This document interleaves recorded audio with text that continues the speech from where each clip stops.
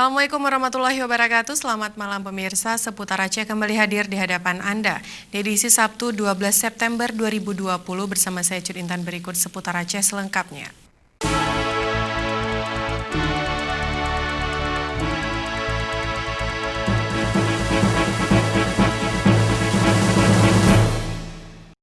Jalan tembus dari Kecamatan Simpang Jernih ke Ibu Kota Karangbaru akan tersambung pada November tahun 2021.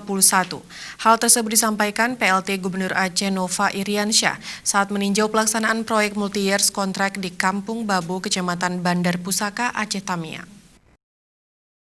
Pelaksana tugas Gubernur Aceh Nova Iriansyah menyampaikan dengan adanya jalan tembus dari Kecamatan Simpang Jernih di Kabupaten Aceh Timur ke Ibu Kota Karangbaru Aceh Tamiang menjadi infrastruktur penunjang memasarkan hasil bumi masyarakat. Selama ini kendala utama masyarakat di perbatasan tersebut adalah konektivitas dan jalan yang kondisinya sangat memprihatinkan.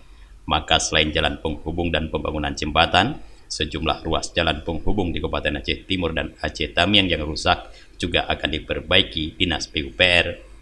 Nova juga meminta masyarakat nantinya agar berkoordinasi dengan pelaksana proyek agar pembangunan jalan dapat terlaksana dengan lancar walau akan sedikit mengganggu kenyamanan masyarakat.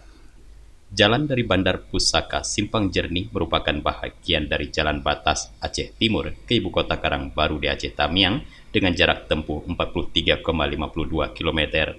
Pembangunan jalan ini sudah dilakukan sekitar 26 km dan sisa pembangunan diperkirakan akan dilakukan pada akhir tahun ini selesai akhir 2021.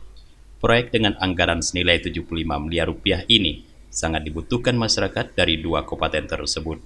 Selain mempersingkat jarak tempuh antar kabupaten kota, hasil bumi dari daerah pedalaman tersebut akan mudah untuk diangkut.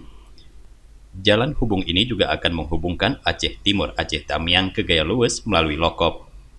Selama ini waktu tempuh dari Bandar Pusaka ke Simpang Jernih adalah sekitar 1 jam perjalanan darat.